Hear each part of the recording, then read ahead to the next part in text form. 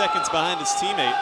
You see the place markers in there. The orange marker underneath is the thing saying it's the last lap. Go, go, go, and they push it. A lot of times in these races, whoever's doing the counting, you'll have signals. If it's nice and slow, go nice and easy. If you're going up and down quickly, it's pick it up. You know, your person who's counting for you will look at the clock. There's the win for Inglis. There's second for Hirsch.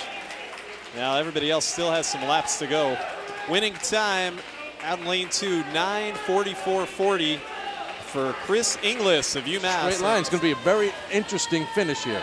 Kavanaugh, 5-second lead. And as Tim told you, the rest of the pool is about equal. Looks like Sarah Cobb is starting to pull a little bit ahead just slightly, but her turn was a little slow, and she lost some time on that. Kavanaugh to the pool, and he'll finish in first, 1:54.49. Now the race for second place. It's going to be Boston College winning it with Catherine Rapley in lane 5 getting second. Third place goes to Cobb. So UMass 1 and 3. Boston College gets its first second place finish of the meet. Well, you saw that. Again, it's UMass 1, 2, and 3. Final turn here from Max Butler in lane 4, and he's got a dominating lead. You see that? It keeps him underneath that wave, and he gets right out there and pops right up. He's going to come very close to his time right now. Butler digs for home, and he'll touch 51.38. Second place in lane 6. Colin Mulcahy took it, and it's a UMass sweep as Guttrich took third. Very, very good job by UMass there. You know, Max Butler about 3/4 of a second off of his best time this year so far, which is very, very good when you not have any competition pushing you. Touching first. She's got the best time right now this season in the Atlantic 10 in the 100 breast at 104.7, over a second better than anybody else right now in the conference. And she's on pace to break that, Tim. Was only just over 31 seconds in the first 2 laps. And Stralsik turning for home. She looks like she might have cooled her jets just a little bit there. She went out really fast for a dual meet, and she'll be close, but it'll you know, she just wanted to make sure she got out for the win more than anything else. And that she does. A time of 107.21. Second place again goes to the Minutewomen, Megan Nowak. And in third will be Tavis Potter. So it's a 1-2-3 sweep for UMass here in the 100-yard breaststroke. So fast start for Jessica Stralsik. This is the toughest. In this race, it is so hard because you have to get both arms out of the water. At this point here, he's burning, and he's just trying to get that kick to propel him up and over. Inglis is going to win this going away, and it's still a fight for second between Andrew Goss in lane 2 and Stefan Ciolis for BC in lane 3. Yeah, this is going to be a good race coming down the stretch here. Great turns by the Minutemen in lane 2, Goss, but his stroke itself is starting to break down a little bit, and the BC swimmer, Ciolis, is going to beat him. He is. Ciolis is going to be the first Eagle to get a second place finish. But Inglis wins his second event of the meet. Time of 1:57.53 for Chris Inglis. So he's already won 2, as I mentioned earlier in the afternoon. Inglis had a dominating victory in the 1,000-yard free. Go into the pool. This is a sprint, Tim. To be about as fast as you see them going all day. Yeah, you see the difference between that and a 500 or 1,000.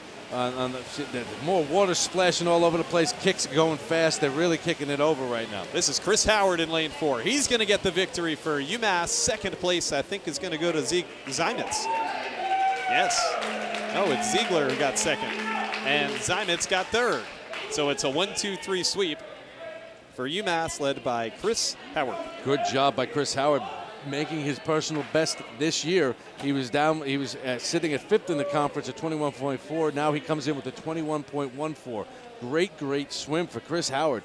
You know, that's going to be something that's going to make him very happy in his senior meet. Probably a little bit of the emotion kicking him up there. There you go. You saw the smile on his face as he jumped back into the pool to cool down. Chris Howard. And last but not least, Jason Cook, who holds just about every record in this pool for the Minutemen. He'll be doing a 107B, degree of difficulty 3.1. That's a front dive, almost full, 3.5 rotations with a clean entry. You see that right there. Now that's the entry we're talking about. No splash, right through, and that's why he holds all those records.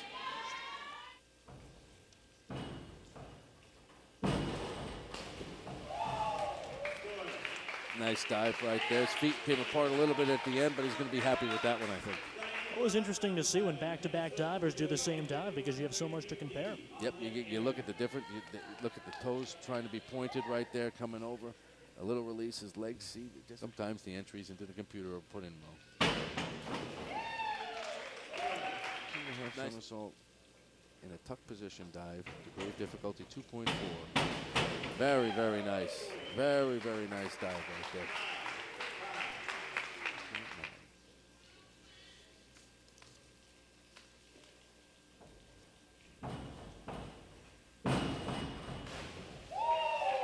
Very nice. A little over rotation at the end, but that's a very good dive for him right there. Nice clean entry. Impressive performances all around. That'll do it for the first diving break. Right now we'll step away. We'll be back with results as well as Ethan Sobel down by the pool. He'll get a chance to talk to some of the divers you just saw. He's got the 8th best time in the A10 conference this year at 47.4. And Howard has opened a big lead as he makes the final turn. Chris Howard in lane 4. Second place right now is lane 2. That's Peter Sacco for UMass. It's going to be Chris Howard running away with the men's 100-yard freestyle. The touch and the time, 46:41. Great job right there. He just destroyed the best time he's had this season. And that'll put him up there at a 46.41. He'll be the second best time right now in the A10 coming into that race right there was second best. Exactly. Very good. He looks so strong. And, and the pool record is a 2:19.20, and that was done in 2004, I believe. No one's going to touch that here. No. Over 2 minutes into the race. Staralselek in lane 4, a comfortable lead.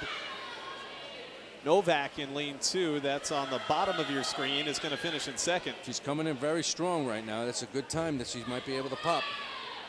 So this will be the second event which Staralselek and Novak go 1-2.